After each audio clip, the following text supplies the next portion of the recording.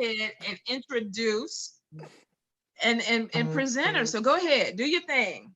All right, now coming to the stage, the one, Oh no. the only. Y'all, give her a hand for the Motown Witch. Oh my God. Yes. Really? Coming to the stage. Now you know she can dance, right? Bring out my inner Exactly. stripper. That's why I said that. She finna bring out the scimitar in a minute. I was gonna say 100%. You know she can come with it. If you put her out there, she can put her skirt on and do something now. Yeah, baby, we're live. So Yvette, introduce yourself and tell us what you do. Cause I know I came across you on Facebook, and it actually was memes that got me first because I was like, oh my God, I love her sense of humor. And then I realized, I said, oh, she does this and she does that, and she has her own shop and she's presenting classes. So it was just like a whole other world opened up. And I was just, and you're amazing. I have to say that I'm girl crushing. I mean, it's unfortunate that you married, but I saw your husband. I like your husband. But I met you in Denver and I was like, oh my God, she's even more attractive in person. And then the personality and the knowledge and everything else was there. So go ahead and tell us about yourself. Well, thank you. You can my sense of humor is attributed to my father. I have my dad's sense of humor. It's called an only child of a warped man. So That might be a blessing, though. That might be a blessing. yeah, my dad passed in 2013, and I found a folder in my Yahoo groups, in my Yahoo emails, of all these inappropriate jokes that he used to send. Oh, So, but this is just me. Growing up, being raised by a Southern grandmother, spending my summer. So learning from all of that, and then growing up in a Polish community, so you learn that part as well. And I think I started calling myself a witch when I was around 10. So, but that was just for the healer process of it, not the whole Wicca thing and all the other stuff. So I've dabbled. I've been a priestess of a Kemetic temple. I started with Ephod, and that person showed me his true colors. And then I went to voodoo, and then that person showed me her true colors. So I just decided that Yvette is just Yvette, and here we are. you know, I think that's actually, it's a beautiful thing because a lot of people assume when you see somebody on their spiritual journey that all this stuff is falling into place and you're finding the right mentors and you're making the right connections. And I think it's really good to share that you've had some misgivings. I've had misgivings with people, and you've decided that you're going to do your own thing at this point. You're going to make it what it is, yours, because it truly comes back to spirit connection. Right. So it doesn't, I mean, whatever tradition or whatever you want to call it, it always comes back down to spirit connection. Mhm. Now, I know you based in Detroit. Have you always been in Detroit? Technically, well, I mean, I grew up inside of a little Polish city inside of Detroit. It's a little small city called Hamtramck inside of Detroit. But I've always lived here. I think I lived for like a year in Maryland, DC area. Other than that, here I've been. That's good. We got people on here saying Detroit is listening. So you got your people. Your people came through because they want to hear. So I think that's good though. The support is there and it's showing the love too. Because I know you do a lot in your community. I know you were about to do the Detroit Festival, and I'm so disappointed that you had to cancel because I know you put so much energy. Yeah, I'm gonna call it a postponing. That's what we'll say. Yeah, you're right. Postponing. Will we postponing until what month next year? I'm thinking April because I'm thinking of when it's not so cold here. We have so many people coming from southern states, and I would really not like to introduce them to Detroit winter. We appreciate that. we 100% appreciate that. I got that wake up call in Denver when I woke up that morning and it was snowing. I was like, "What is this?" But it wasn't cold. It wasn't cold snow, so we were good. It wasn't cold snow? No. Oh. Detroit, it'll snow like that, and it'll be like 12 below zero with winds and stuff. So no. No. Well, then April, it is. I will be there. Yeah, and that's also my birthday month. Oh, well, then that'll be even better. That'll be because you got a lot to celebrate. Yes. Bro, you're gonna be teaching, right? At the festival. Yeah. What were you gonna be teaching? I forgot. What were you gonna be teaching in the festival? My first class was gonna be sexual conjure. Ah. Mm-hmm. Yeah, Yeah. folks are excited for that. Yeah, I was hyped. Matter of fact, that the last live we did, the love work, I gave a taste of what I was gonna teach with the whole sugar daddy conjure and stuff. So you gave a little bit just to make women kind of like, okay, I want more, because I don't know why they were in my inbox, but they were in my inbox talking about what was the recipe for the sugar daddy, and I was like, no. He had the recipe for the sugar daddy. So it was like, you need to get with him. So Yvette, tell us about your shop, because I know through this COVID and everything that you're still open, you still are putting products out there, people can still kind of come to you. So give any information that you want to put out there about the shop, because we still got people that need supplies. Yeah, I tried to close. I did. I tried to close. I closed for about 3 or 4 days, and my phone was blowing up, and everyone was calling and inboxing and emailing. And so I'm like, okay, fine. So I let 2 or 3 people in at a time. That's it. Today I had 3 people at one time. That was most I've let in it, but that was because the 3 of them were together. Some things have been a little bit scarce because, like, my candle supplier in New York, they closed down in New York. Oh, yeah. I found another candle supplier who was local. So it worked out. So I'm getting my stuff that I need, including being able to make some of my own formulations. So there will be Motown Witch candles coming out soon. Oh, good. So those kind of things happen. But yeah, we do everything. Like today, a lady came in and she was like brokenhearted. And luckily Cassie was there, because I am the surly one. I don't do that hard shit. So I'm sorry. She's like, nah, but at least you're putting it out there so that they know. Yeah, I'm not that mushy gushy girl. That's not me. So, but we managed to help her and get her together. So we work together. Well, you got a lot of people in here that are saying hi to you. So I don't know if you can see the comments on your end. No. But you got a lot of people in the house. Nikki from Omaha with the Conjure Shop is saying hello.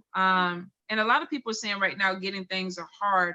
But I think the good thing about it is, like for you, it's opening up other avenues for people to figure out local businesses that can supply them. Yes. And opening up, something that you can get in quicker. So like you say too, pouring your own. I've been pouring my own. And I think it's just making it I feel like it's easier. Mm-hmm. So that if something shuts down, it's like, okay, well, I can still handle it. But a lot of people are saying definitely getting supplies are scarce. Now, bro, you got questions? I don't want to monopolize, because I can sit up here and just chat with her. Oh no, go ahead. I haven't thought of anything to ask yet, so go ahead. You haven't thought of anything? What struck me, and let me see, where is it at? Because I have it. Hold up. Where did I put it? And I pulled it out. Let me see. I bought a chicken foot from you. I think the damn cat, Yvette, took the chicken foot. I didn't tell you about this cat. I think he took the chicken foot. I had it up because he kept messing with it, and it was beautiful. It's purple. And wait a minute. Look at it. I hung it back up. So you guys, I went to the Conjure Festival in Denver. And I happened to go to her table. They had her in a little room or whatever. First of all, I was excited. So I think I went in there, and then I saw this. This is what I saw first. And then I was like, okay, I gotta have this, because I thought it was beautiful. And I got a ton of chicken feet around here, but this one definitely. In fact, I kind of copied your style a little bit. Because I was like, oh, I love the feathers and the way it was situated. So I went and got this, and then I think I got some shredded money, and I got something else. And I was really excited about it. But your husband had made a case with shells. Mm-hmm. And it was beautiful. And I remember I kept looking at it and I was like, oh, but I'm not servicing the water spirit. Do I need to get it? I mean, it was amazing. And then y'all came out with some other things that you and he had created that were really, really beautiful, like things that I hadn't even seen before. How does it feel? Because I know a lot of people can't work with their partner when it comes to creating things, but you two seem to work like really, really hand in hand when it comes to creating spiritual products. How does that work for you? It kind of just happened. I mean, we've not been married that long, so it kind of happened in starting to date him and him being in capoeira and all the Brazilian martial arts things, and I was doing Zumba and belly dance, and so we were both very active. And then we started looking at the similarities amongst all the different ATRs, including Candomblé in there. So then he started learning, I guess, the color combinations and everything. And then there's the dances. So part of what he does with his practice is learning the dances. And I was taking African dance classes in DC and learning the Orisha dances. So it all just kind of crossed over and melted together, and it just works out. So when he's creating, I created a spot in the basement. He has his own little part, and he goes down there and does his thing. And I'll go to bed and I'll come down, and there's beautiful stuff on the dining room table saying, here, take this to the store. So that, you know what, that is an amazing thing. I always keep telling people I need a spiritual man in my life. I need somebody that can pour some candles and pray and do some things. That's what I want.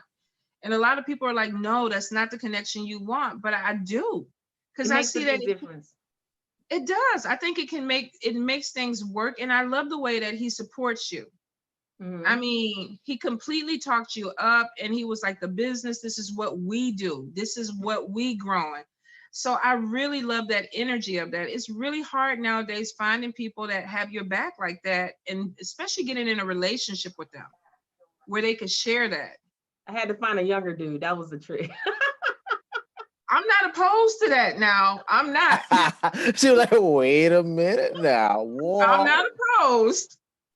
She's like, oh, well. But hey, if it happened, it happened. But I think connection with spirituality is important if you're going to have a partnership. It is. I really do. With the spirituality and with even the entrepreneur thing, because well, how long are you going to be doing that? Or they don't have that. What do you mean you're going to go vend? I want to go hang out, that kind of stuff. So that's all important. It's true. I 100% agree with that. I remember I was with somebody and I was doing service to my spirits, and they were like, okay, how long is that going to be? And I'm like, it's going to be however long I need it to be. See? Because that was important to me, but I realized to them that it wasn't. Right. So they felt like it was an inconvenience, and that was like that was a deal breaker. That was like, okay, yeah, we can't connect. So it is important. I'm trying to see if we have any comments. Let me see from anybody. Let me see. Somebody always trying to tame the cougars on here. Let the cougars live. Let us do what we do. Always trying to tame a cougar. Trying to be. That happened. Ridiculous. Bro, you see any questions on your side? No, not right. Let me see if I can refresh. If I refresh it, I might see. Now, you say you started calling yourself a witch at 10, and you went through some different traditions trying to figure out what was the right path. What do you feel most comfortable? I mean, I don't want to loop it in because I know with me, I'm like you, there's certain things that I have tried, but voodoo definitely is my connection. I think it's hard to find people that you can connect to and grow and learn with, but it is what I feel stronger in. What do you feel more connected with in your practice?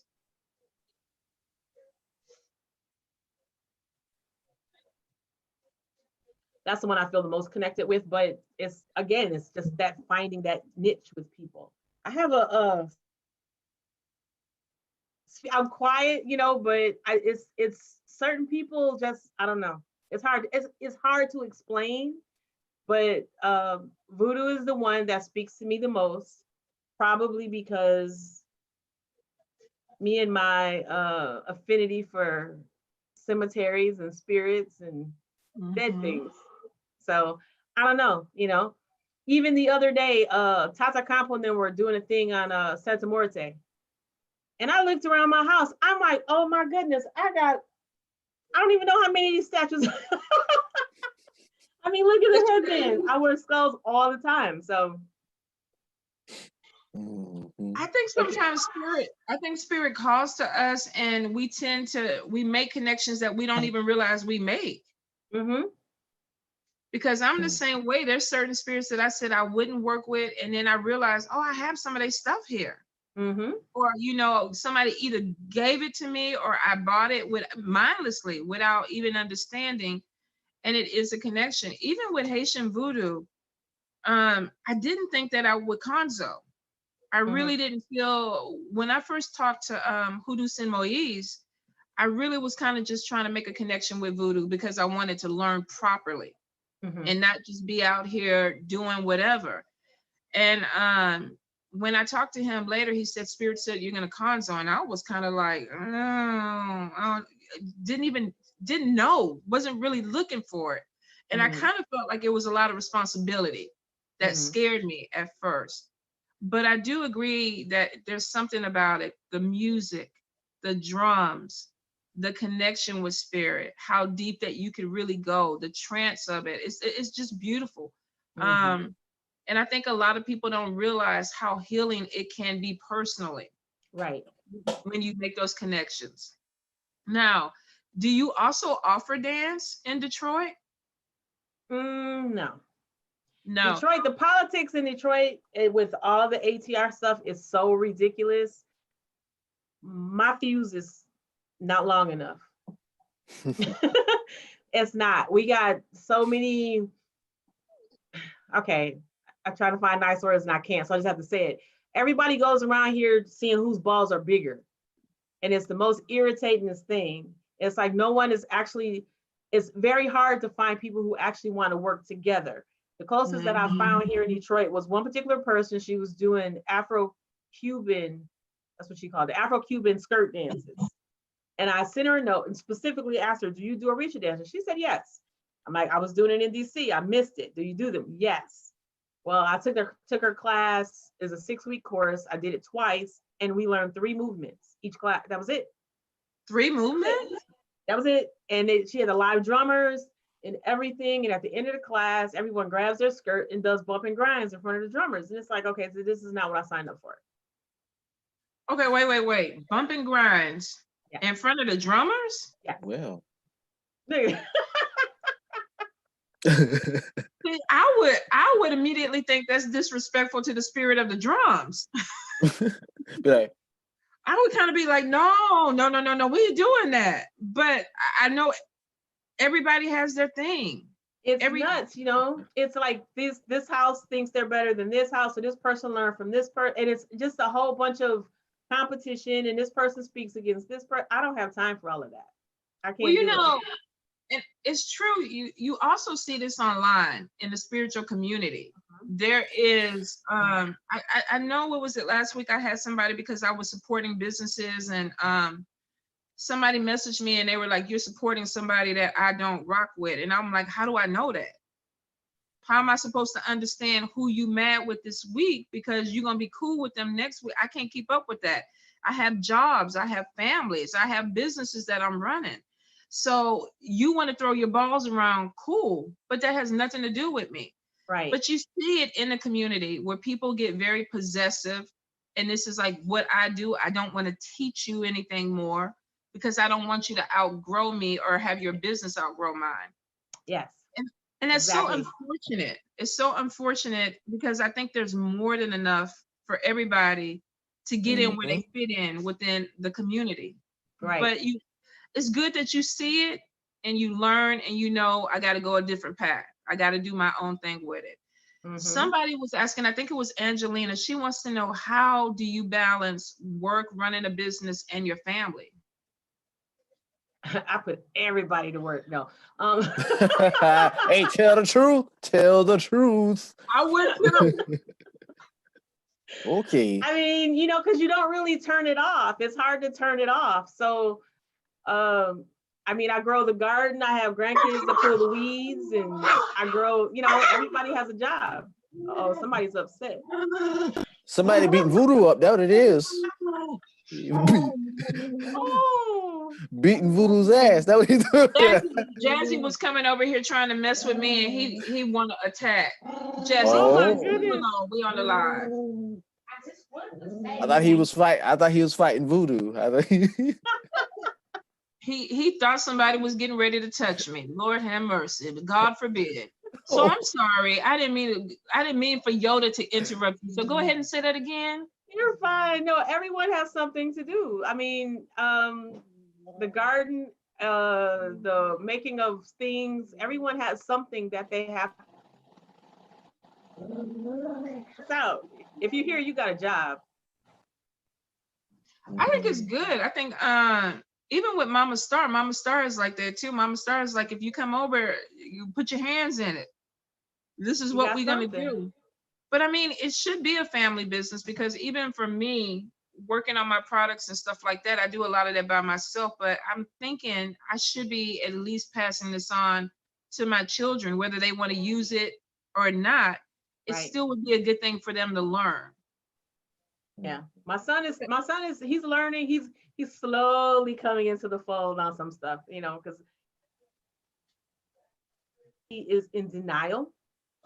And it's like, you can't deny it, little boy. It's, you come from me. You can't deny. Stop calling him a little boy. He's 32 years old. But you have a 32-year-old son. She really doesn't. I was just about to say that. What? I know. Did you see my face? I was like, what? Did she say 32? Y'all know how old I turned last Saturday? At first, I thought she said 13. I was like, oh, okay. No, my oldest grandson is 12. What are you talking about?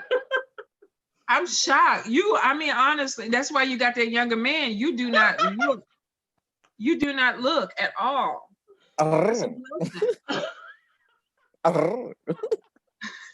You know what? Go on out the way. Go on out the way. Kevin gonna mess around and come on this live and knock you on the head through the screen. He's out there getting the grill started. He's making dinner. Oh, good. So 32, he's gifted, and he's just now kind of coming into using it. He's slowly, I'm having him do stuff at the store and make a few things here and there. So he's slowly coming into it. That's good. That's good. I think a lot of people don't realize, especially if you are gifted, a lot of times that your children will share into that. And I think it's the right thing to at least introduce the work to them, because it may become the legacy. It really did. Right. I didn't grow up. I know a lot of spiritual workers are like, my grandmother taught me, and this is where I learned. I didn't grow up in that environment. They were very closed off. They didn't want us to see what they were doing. They even spoke Creole, so we couldn't even figure out what they were doing. And they didn't want to teach us Creole because they didn't want us to know. Wow. So it was really, I think they wanted to push Catholicism. They did this other stuff in the background, but they didn't want it to be mainstream. And so I really, when I look back on that, I think about how much knowledge that could have been passed down and shared that they chose not to. Wow. Well, do they talk to you like, they still talk to you in your ears at least? You know, my grandmother she comes a lot, and she actually helps now with recipes and things from the other side.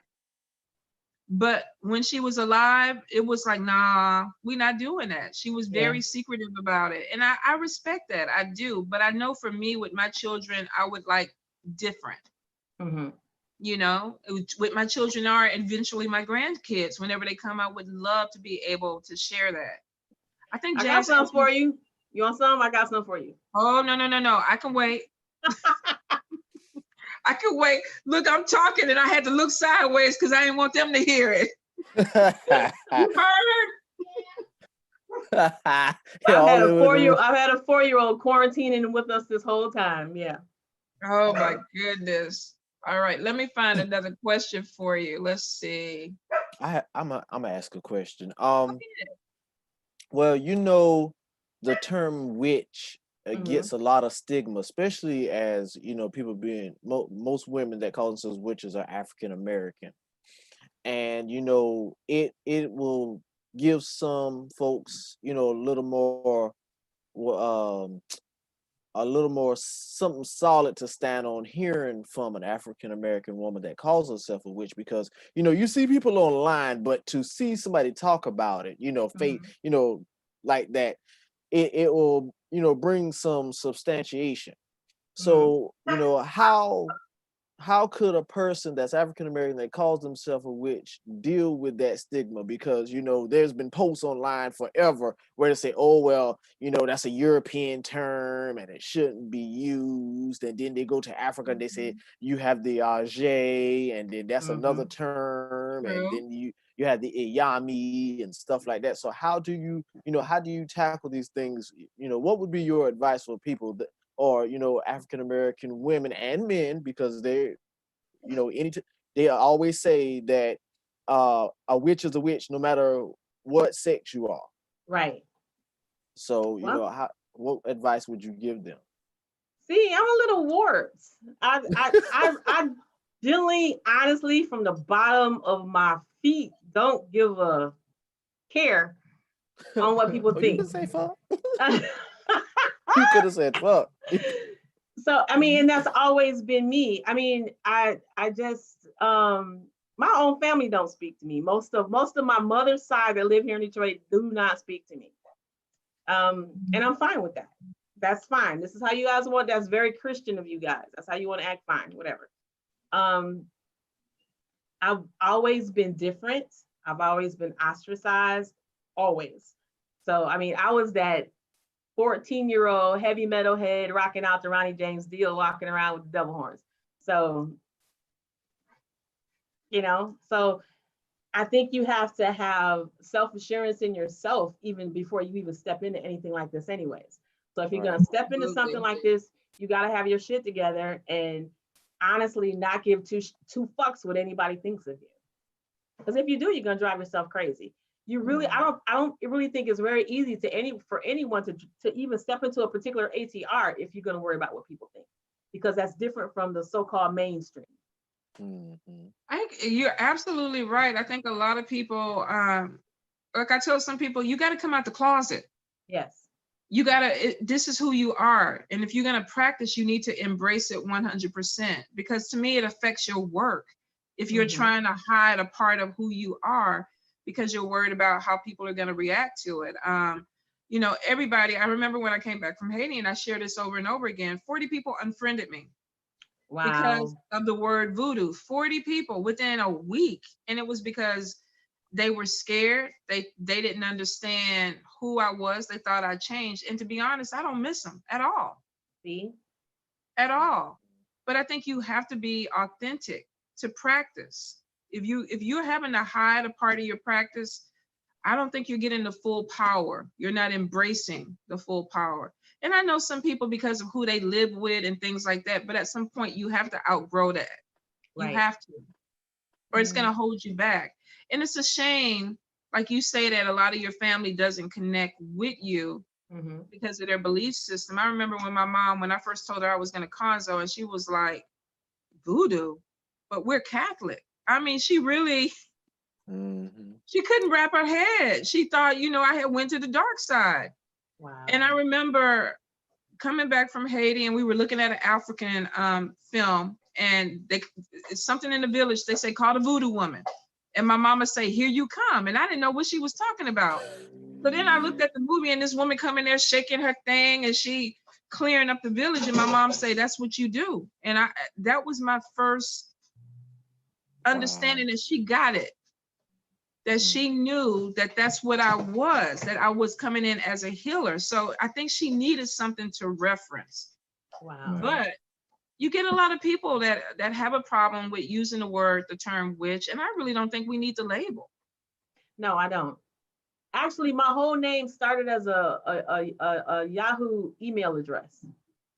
That's how it started. Years ago, before Facebook and everything, I joined some Facebook group that was about African American Wiccans. That's what it was. And I joined this Facebook group back in like the early 2000s. And Ebby's name was Harlem Witch. And I thought that was sweet. And I'm like, Mhm. well, I'm from Motown. Motown Witch. There you go. And it just stuck and it turned into a title. And it's good. It actually is good on building a brand on. So that may have even been spirit guided. Yeah. Because I think it's one of those things that people can connect with. It's where you're from, it's who you are, it's what you do. So people get that.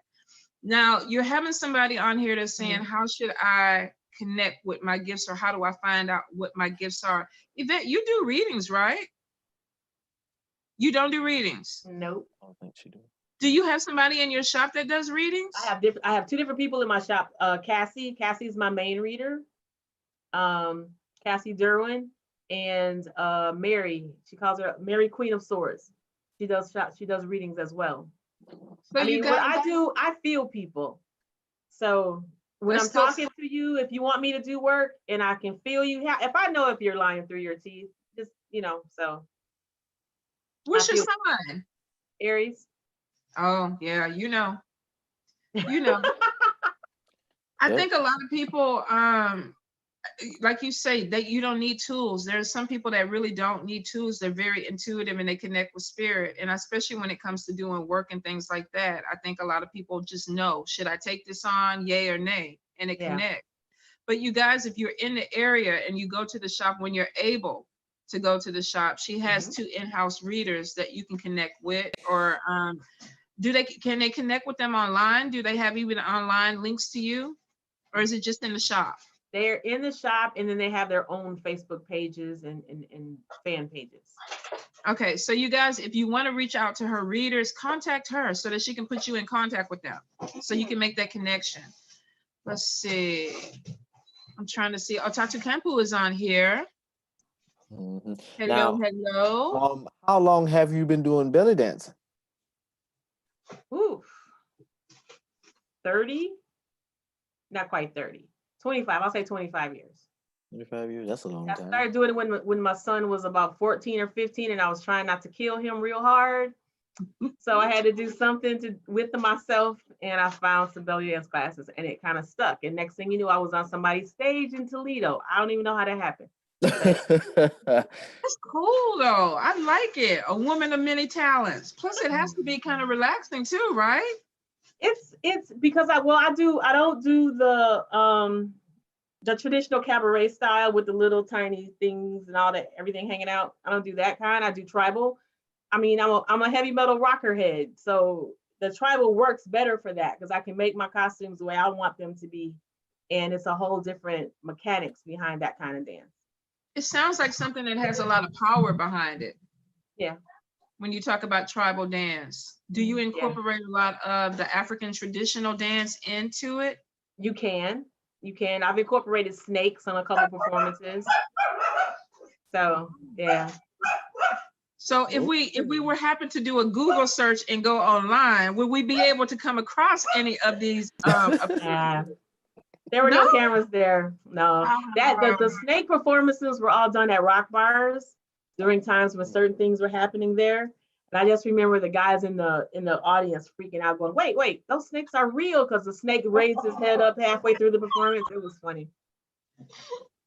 I probably would have peed on myself. I ain't gonna lie, if I would have been in the audience, because I do not like them. But it would be so fascinating. It really would be interesting to see. So yeah, I don't know. I was trying to look for some dirt, some secret videos where we could pull them up. Thank goodness, most of my shit is before cell phone cameras.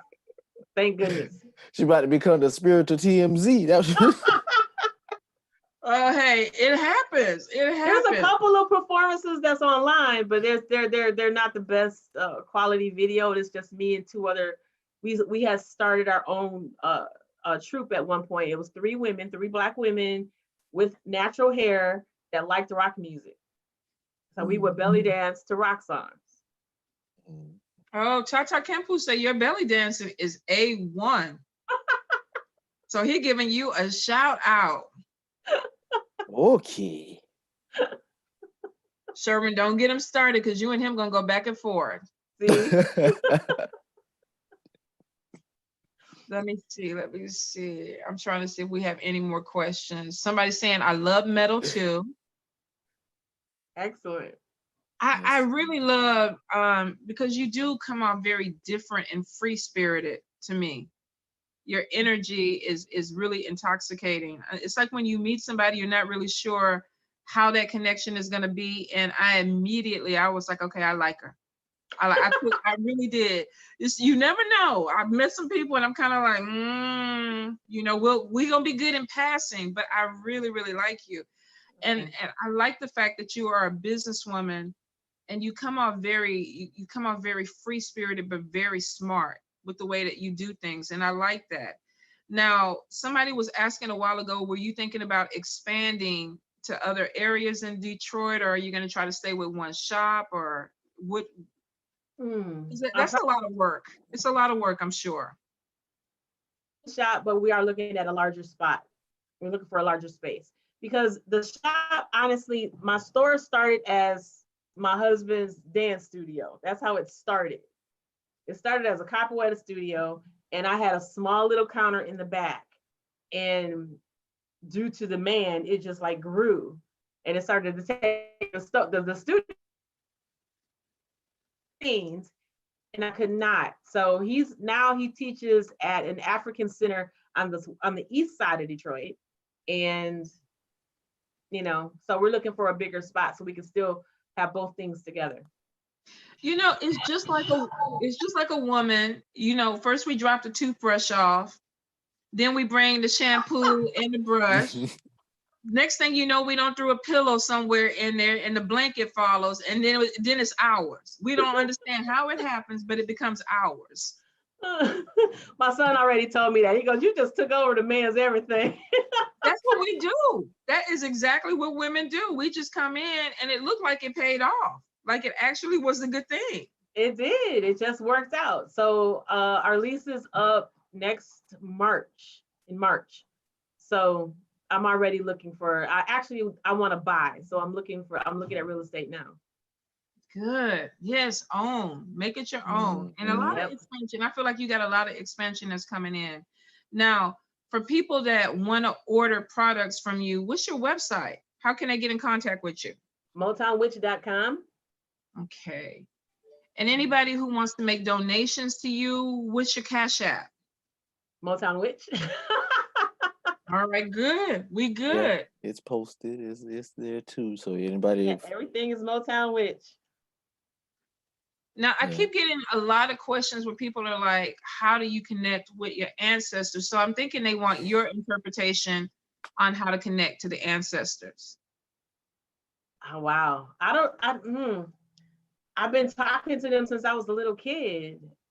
They just come to me. So I would have to say being open to your dreams, being open to what you hear, trusting what you smell. All those things come to me. I know when I crave certain things, I know that certain people are working with me. When I smell certain things, I know somebody's there. Even outside of just my ancestors, my son's grandfather, me and him had great connection, and he used to just come sit on my bed. And I can just see him fully sitting there on my bed. So it just happens. But you have to be open to it. We tend to fight a lot of things and kind of dumb it down and deaden it down. Mm-hmm. Yeah, that is true. You have to acknowledge where it's coming from. I know you made a post recently about you were at the shop and somebody said they saw a spirit walk behind you and you were kind of like.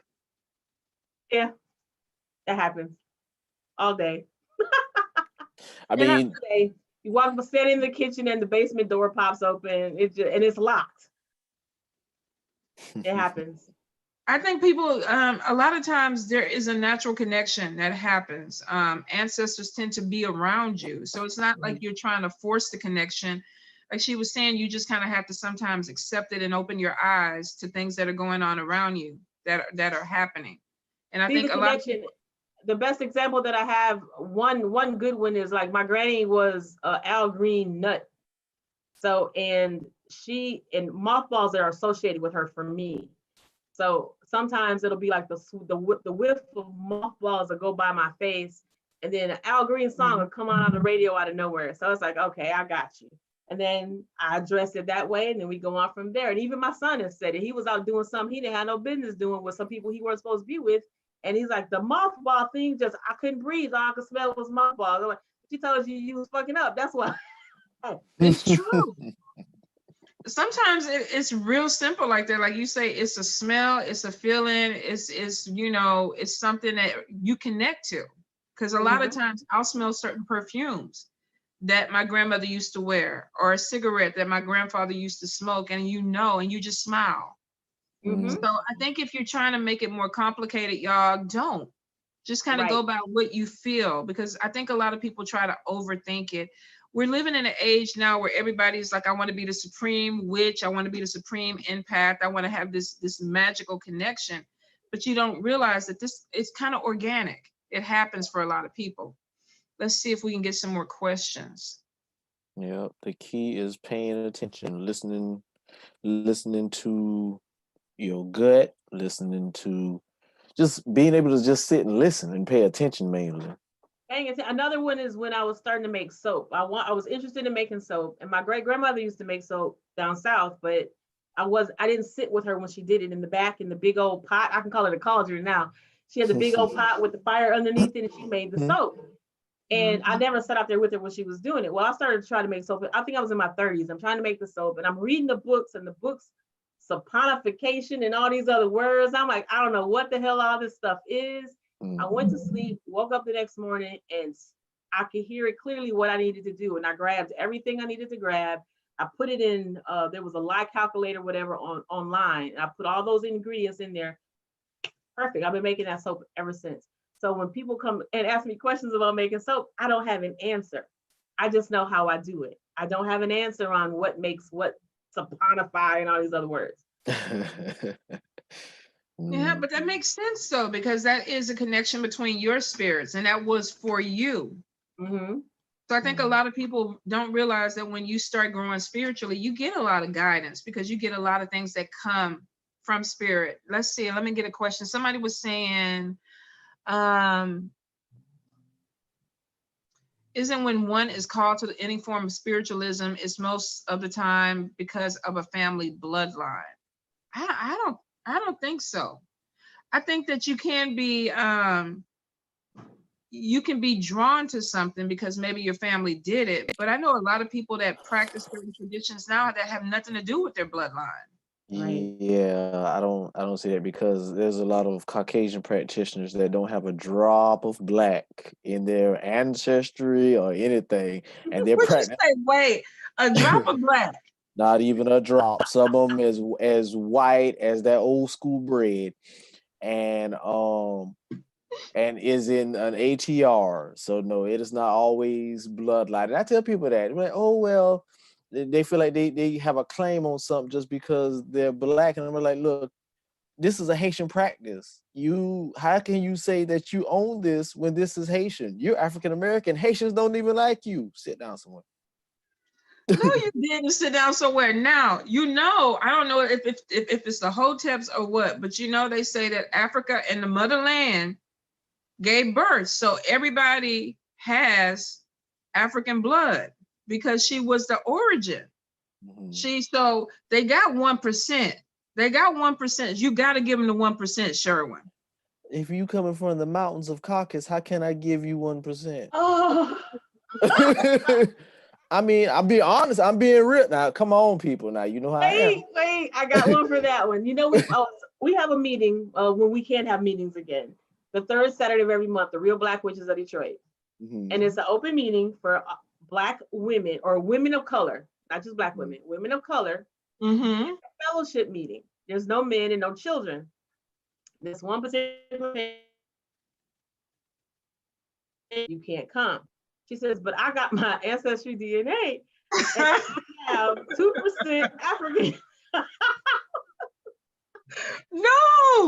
No, she did not have to come in with her paper. Her paper say, I'm 2%. Let me in this group. She said, I got receipts. Sweetheart, you can't come. you got oh my God. You know, I don't heard it all. I mean, you really have to look at it realistically because too many people are throwing genealogy out there. Too many people are throwing ancestry. Oh well, this black lady used to live with us and she used to raise us and stuff like this. That sounds like Lama Dama. Ma'am, go sit down. You had a mammy. That don't mean nothing.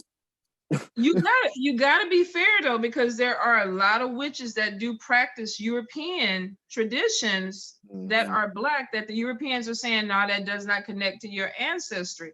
So it mhm, almost, you know what I always tell people, get in what you fit in. If the Right. spirit is willing to work with you, then work with the mhm. spirit. Yeah, If it's not willing to exactly. work with you, I have seen some people have a hard time connecting to certain spirits, and it's because the spirit is like, no, no, Mhm, we're not doing this. So you you mhm, you have to be realistic about what you're trying to do. You really do. mhm, And I mhm, think that's where a lot of people, some people assume that they're supposed to be included in every group, and you're not. mhm, Right. You are mhm. not. There are places that I wouldn't even try to get into because it's not my place. So I think if you really trying to grow, you have to be around people that first of all want you there, Right. that want to be able to work with you and teach you, and you can grow in that environment. And like you say, for some people, it's gonna be too much. It won't be able to happen. That 2% just took me out though. That sounds like something I would It's do. Like, true. okay, look, I got my ancestry.com. It's highlighted. Let me in. It's true. And you know what's interesting is with this whole Legba thing that's going around, someone sent me screenshots where these people are getting kicked out of these groups because they're light skinned. What? Yeah, they're getting kicked out of these groups and stuff because they're light skinned because the people in the groups feel like they aren't fully black because they're mixed. Okay, what does that have Wow. to do with Legba? I- because the lady that died was white, and they feel like because she was white, she died because she was working with a black god. Wow. You know, that's why I made the post that I made. I think people, first of all, you have to be respectful of any tradition that you're getting involved with. Second of all, you need to have some type of knowledge or research. Now, we know Frida is mulatto. Mhm. So if you have somebody that's practicing voodoo and you feel like they're not dark enough, because I read somewhere too that somebody said that Danto, you to work with Danto, you have to be dark skinned. She won't work with you unless you really, really black. And I was like, where do we get this from? Where did this come from? Do not know. So that is crazy. So they're putting people out the group because they think what, they gonna die because they light skinned? That they feel like that the person doesn't have, is is does not have the license to work or do or or be part of that tradition because they're mixed because they have lighter skin and like in the screenshot it shows where the girl that was getting kicked out, you can go to her page and she's light skinned but you could tell she's black, and at the top of it she was like, y'all, I'm getting kicked out of this group because of my skin color. So I'm like, people doing too much. I think, yeah, that's kind of going into ignorance. Now, what Yvette was saying about having a group for Black witches, I think what you're doing with that is you're building a community where there isn't Hmm. one, and you're giving people a place to come and learn and So many fellowship. women come in and have questions. They have so many questions throughout the week, Exactly. all the time. And, so I'm like, well, this is a place, and I usually have one of my friends moderate the meeting. So she'll run the meeting, and then they can ask questions. They can. Hmm. So I have people who are very various. How can I say this? Various paths, seasoned, that can answer these questions without prejudice. So it's like, no question is stupid. We're not going to laugh at you. We're not going to make you feel less than. And I think that questions, because so many people make you feel bad if you don't know something. It's true. It's true. I think a lot of people need safe havens, and I don't have a problem with people. I never had an issue with groups and things like that because I agree with you. I think that sometimes there is, when there's like-minded people, there's comfortable there. You can be comfortable there, and you can be yourself and feel safe. Mhm. But an issue with somebody that's telling me that because I'm light skinned that I can no longer participate in this group. That would be, they did them a favor. They did them a favor because they were supposed to walk away from that anyway. Right. Because that's illogical. You got to have something. I'm logic. It got to make sense to me. If it don't make sense to me, then I don't want to be associated with the group anyway. So they did them a favor. Let's see. They did. They really did. Some of these groups on Facebook and stuff, I had to kind of delete. And people added me to groups that my belief system was different. And I don't like stupidity. I can understand not understanding or because I have things I don't know. But when it becomes to me that it gets too far left, I'm like, I can't do that. That's not, you're not teaching anybody. You're not really even working with spirit. So you got to walk away from situations because you can have toxic connections in this community. Yes. And and if you're trying to grow and spread, you don't need those toxic connections. That's where your discernment comes in. Like with your group, you get to pick and choose who comes in because somebody could be a problem. We don't want this problem, so we're not going to let you in. And I think people don't realize, sometimes people are so headstrong on trying to be connected to something that they don't realize that it's not maybe what they need to be connected to. Right. So I'm glad if there's anyone who's interested in something like that, reach out to her. If you are trying to learn, because she's saying that she's giving you a safe environment or a haven. And if you're new and you're really trying to learn and you're dealing with looking for mentors, reach out to her if you're in that area. Because I feel like they should have communities that have groups like that. Let me see. We need it. We really do, especially people of color. We really do. Definitely. Because we don't have it. Every other culture has have something they can bond in, especially spiritually. But we always trying to find, oh well, I'm gonna go over here and do this, I'm gonna go over here and do that, and blah blah blah blah, and then we get into the whole war and everybody throwing at somebody and everybody doing this. That's draining. They're doing too much. We need to all come together, and we need more African American covens. We need we need all this. I ain't gonna lie. Long time ago, I tried it, but I'm in the Bible Belt. It didn't work. So. But I think too, like you said, you really, if you're gonna build a community, it's based on who you're dealing with. Yeah. Elder. You know, and not just because we got a lot of elders out there that are starting communities that don't need to. That really don't need to. And I think so, and that's why a lot of things in the Black community kind of go to the side because of who we connect to. So that hurts us. I do agree with that. I think we need credible connections, covens, houses, organizations for us.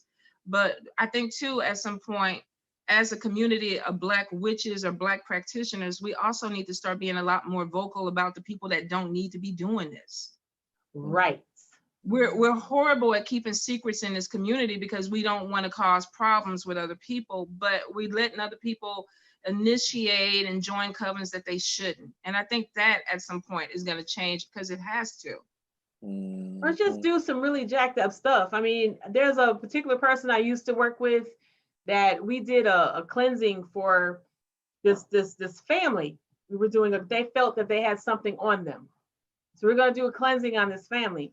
We're doing the cleansing, we're asperging and doing all the things that we're doing. And halfway through it, she just read the guy and told the guy about some chick that he was messing with. His fiance standing right there. Whoa. Like, what the entire hell? And she says, well, I told them that this was going to cause healing. That's not healing. You just tore these people apart. She literally broke them down. Yes. I was so mad. See, and I've grown because there was no bloodshed. I think, unfortunately, you see that a lot, and you're kind of like, okay, what just happened? What we doing? Right.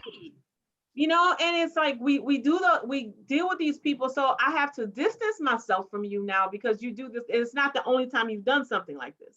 So that was probably the worst thing she had done. So, but that's a whole nother ball of wax. I think you're very right where you say sometimes you have to look at the situation and go, you know what? I got to go. I got to move this way. I got to move to a different side because I can't support this. I can't co-sign to it. And I think that a lot of times we get, especially a lot of young practitioners that get caught up in that. And then they kind of pick up those things, and it kind of, you know, you get a wildfire of stuff that is false, the wrong way to do it, not connected to spirit. And, you know, they go, well, my elder is so-and-so. And I don't like to speak bad about people, but they'll be like, should I go ahead and go into this house? And I'll just be like, nah, don't do it. Don't do it. I don't need to say nothing else. Just don't do it. Now, if you choose to do it, I give them the eye and that's it. But don't do it. But I agree with you. I think sometimes, and I've seen it a lot too, where I kind of question people and I'm like, oh my God, you know, please don't tag me in that picture. Because that wasn't on me. But we learn, we live, we learn. And I think that some people, that's how we get the titles as elders. Yes. Because we're able to discern. We've gone through some things and now we can say that's not right. That's not how we do things around here.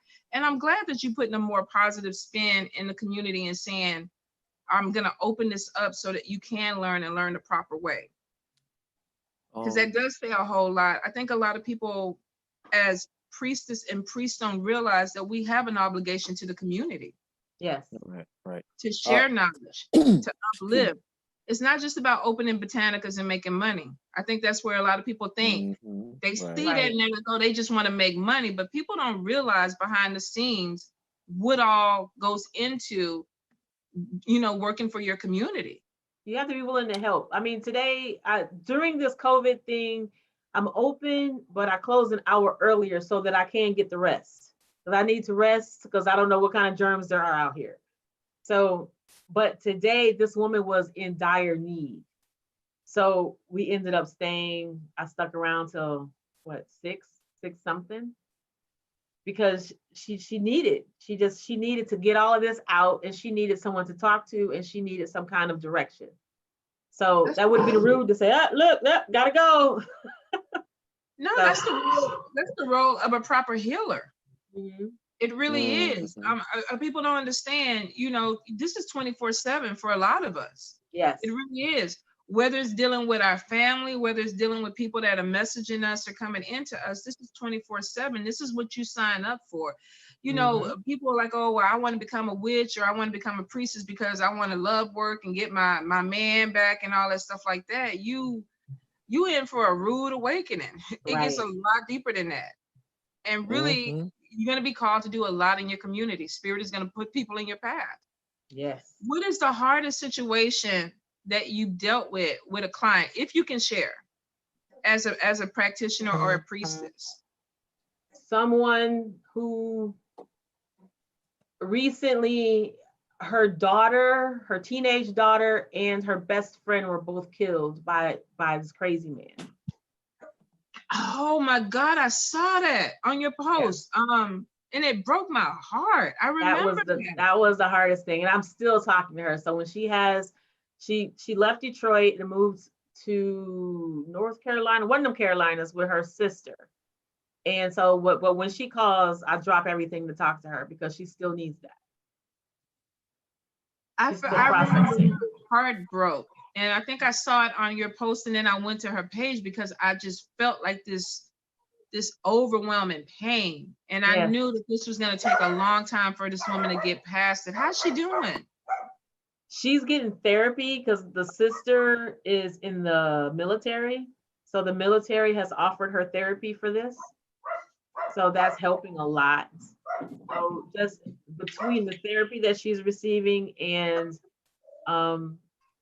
the best I can say is that I'm there for when she needs to let that out. And see, that's going to be a long-term healing. That's a commitment that you made. Because I mean, she lost her. I mean, I know I can relate to a certain extent. My child did not die, but I had to come back to Detroit because my son was shot 3 times. And I had to come back to Detroit for that. And then he had to learn how to walk again and all these things. And now I was here to deal with that. So and the person that he was with was murdered. So that other family had to deal with that. And the person who did this was a kid that grew up in my house. So there was a whole lot of, so I feel her, and it takes a minute. Wow. I'm so sorry you went through that. I mean, I know Detroit kind of has, you read so much. I really, after that case, I remember reading more and more cases. I was like, what the hell was going on that month? It was freaking crazy. It And I was kept nuts. thinking, for the priestess or the practitioners there, that's going to be a heavy freaking month to get through. It's a lot.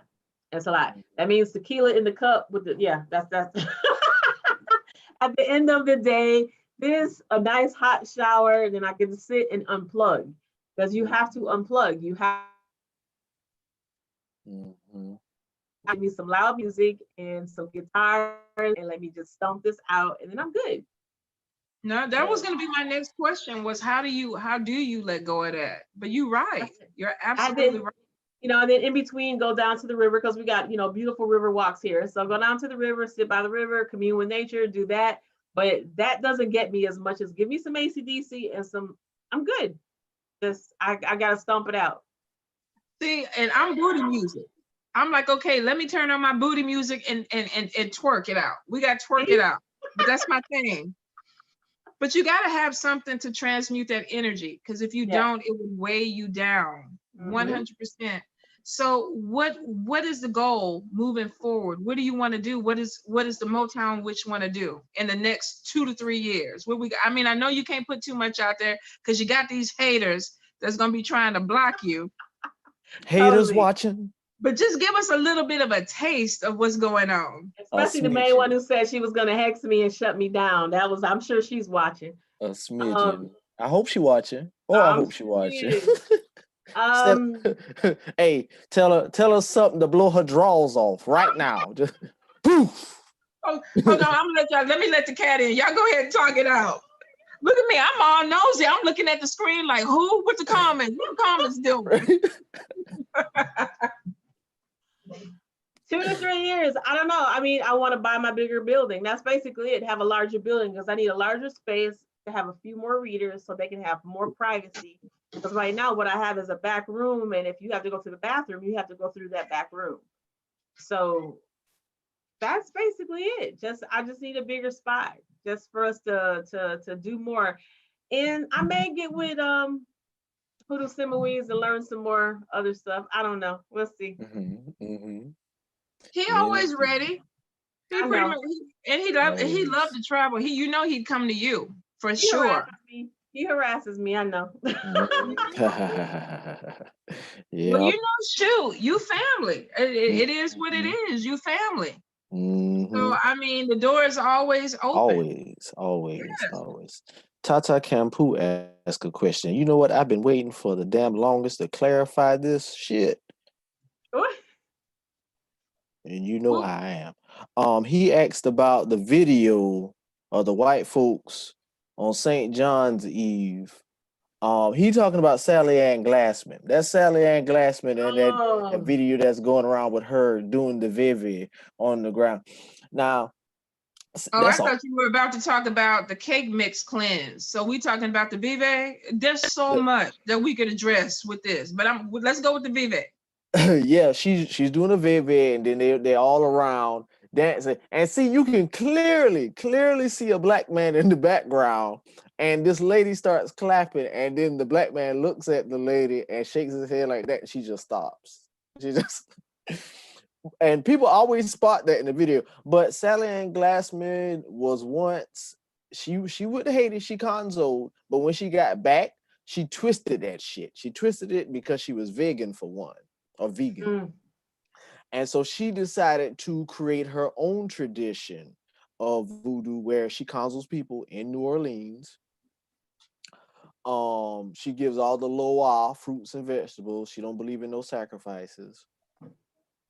And she does this head washing with birthday cake what? supposedly on the point of Azili Freighter. Yeah, she has a whole YouTube video on where she was on a long time ago. I think it was Beyond Belief or something like that. The Where That George Lopez show. oh no, this is an old one. She's been doing this shit for a long time. He's been doing the cake mix that long? Yes, where it was on a video. I think, like I said, I think it was Beyond Belief or something, where she had the bowl on a vivid for Freda, and she has her hands in the bowl and she's squeezing the cake and mixing the cake up, and then the person has their head over the bowl, and she puts the cake mix or whatever on top of the person's head, and then she wraps the person's head up in white. Yeah, Sally Ann. Sally Ann goes way, way back. Sally Ann is old. Sally Ann has books out. She created the New Orleans Voodoo Tarot. Um, she mixes Sorry. a New Orleans Voodoo, OTO, which is the Ordo Templi Orientis, some Mhm. Rosicrucian stuff, all that stuff. But a lot of people online takes that video and try to use that as a reason to say, white people shouldn't be in voodoo and stuff like that. That's not real voodoo. That's not Haitian voodoo. That's New Orleans stuff that she decided to put together and do. That video does not discredit anyone that is white from practicing voodoo, because as we know practitioners that are white that practice authentic voodoo. So yeah, that wasn't even initiation. That was just St. John's Eve that she does every year, which kind of find out, I guess everybody has to get her blessing to do anything on that day. Oh She's been yeah. doing it for so What? long that they have to talk to her on that day to do anything beforehand. It's Seriously. true. It Mm-hmm. is true. Mm-hmm. I think the thing about it is, and I tell so many people, research before you commit, especially with elders and mentors. There's a lot of literature, there's a lot of videos, there's a lot of things out there that should be red flags to people. And if they choose to move forward with something like that, then so be it. That's what they want. I have to Right. think that. Because if you telling me that I'm coming there, you fixing to put some cake mix in my hair, we got a problem. We got a problem. And I can't see Black people allowing that to happen. Because we can't just you can't just go in there and just rinse that. That's a whole process. So I think it's unfortunate. You got a lot of videos because of that death of that young women that are circling now with voodoo that's not voodoo. Right. Mm-hmm. And Mm-hmm. maybe this will give people an opportunity to say, you know what, let me look at this person because this is a Mambo, or this is an Houngan, or this is a priestess, or this is somebody who practices, and that's who I need to reach out to. Because I think moving forward, a lot of people are going to wean in out this false and fake stuff. Yes. Mm-hmm. I always tell people, you want to be called a witch until they start burning us at the stake. And then the real is going to Right. come out. Right. Because we're going to see who really is going to die for their spirits, or who's willing to die for their spirits, and who out here just faking the funk. And that's what you're going to see. You have to be able to stand on your own. That's the most important thing. Always. Always. Because the person who I started with on the voodoo route with tried that vegan crap. She didn't let that be known until we got to that point. And we got to that point of the so-called Kanzo, and she said, you can't offer blood because then the spirits will always want blood. And because she doesn't do that, we're not going to do it. And I'm like, okay, something's totally missing. And I questioned a couple things. She got pissed off at me and told me because she was Mambo, I was supposed to listen to her. It's like, hello, I'm Yvette. Have you met me? That doesn't work in my world. Absolutely. So, and so then she told everybody that they could not talk to me anymore. And she blocked me. And then I had people inbox me because every time they asked a question, she blocked them as well. The funny part is, me and Hussein Louise had this conversation and he knew exactly who I was talking about.